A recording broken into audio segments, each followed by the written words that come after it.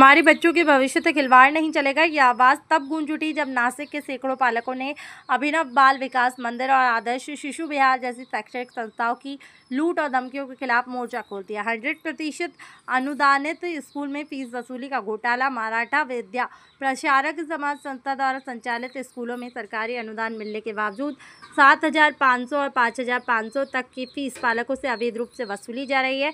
यह सच्चाई वर्षों तक छिपाई गई और 1 मई को फूटा पालकों का आक्रोश। पहले फीस दो फिर रिजल्ट लो।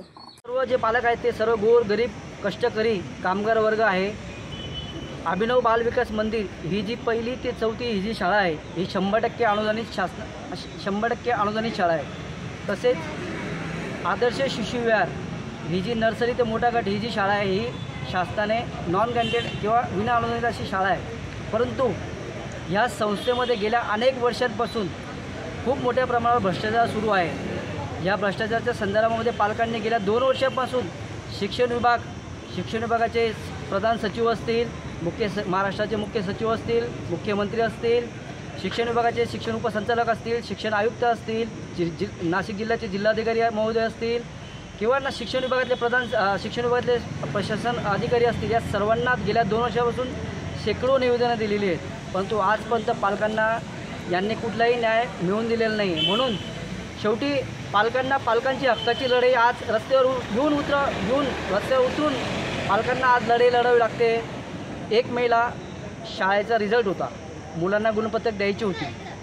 शिक्षण हक्क कायदा असं म्हणतो की कुठल्याही मुलाला शाळेमध्ये गुणपत्रक, दाखले तसेच मुलांचे प्रवेश हे कुठलीही शाळा अडवू शकत नाही शासनाच्या धोरणाप्रमाणे। शिक्षण हक्क कायद्यानुसार जर असे प्रवेश अडवले, जर मुलांचं शिक्षणाचं नुकसान केलं तर अशा शाळेवर व संस्थेवर फौजदारी स्वरूपाचे गुन्हे दाखल होतात। हे सर्व शाळा व संस्था प्रशासनाला माहिती आहे, तरीसुद्धा यांनी आजपर्यंत कुठलीही दखल घेतली नाही व पालकांचे रिझल्ट अडवून ठेवले। यासाठी गेल्या 1 मे रोजी हजारो पालकांनी आम्ही आंदोलन केलं। पोलीस स्टेशनमध्ये येऊन आम्ही पत्रव्यवहार केला। उपसंचालक कार्यालयामध्ये जाऊन उपसंचालक कार्यालयाकडून लेखी पत्र मिळवून घेतलं व उपसंचालकांनी लेखी आदेश दिलेत की कुठल्याही पालकांकडून तुम्हाला पैसे घेता येणार नाही, तुम्हाला मोफत शैक्षणिक हक्क कायद्यानुसार मुलांना रिझल्ट द्यावे लागतील, दाखले द्यावे लागतील, तसेच पुढच्या वर्षाचे प्रवेशसुद्धा द्यावे लागतील। हे शिक्षण उपसंचालकांनी लेखी दिलं आणि शाळेला सुद्धा कळवलेलं आहे।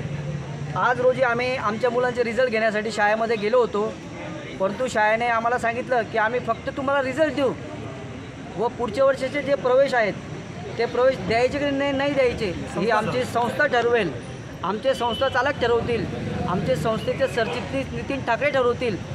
जे त्यांनी हो म्हटलं तरच आम्ही तुम्हाला प्रवेश देऊ, नाहीतर आम्ही तुमच्या मुलांचे प्रवेश नाकारू असं त्यांनी ठामपणे आम्हाला सांगितलेलं आहे। त्यामुळे पालकांना न्याय मिळावा म्हणून आज शेकडो पालक आज आम्ही अंबड पोलीस स्टेशनचे PI हांडे साहेब यांना भेटलो।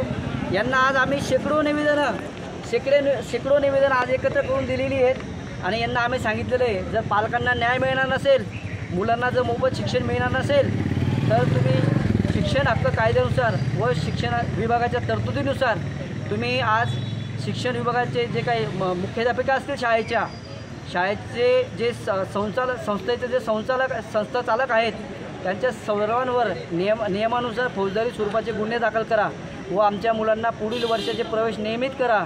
आमच्या मुलांचे जे दाखले थांबवले ते दाखले त्वरित द्या।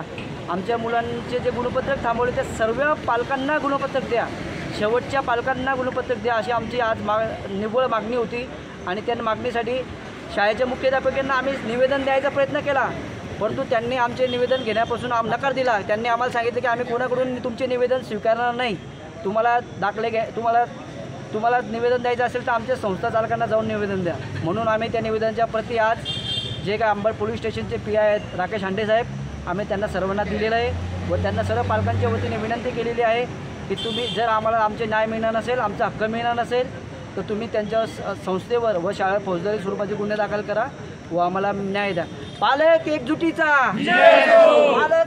एकजुटीचा पालकांना न्याय पालकांना न्याय पालक एकजुटीचा फौजदारी गुन्हा पालकांना न्याय पालकांना न्याय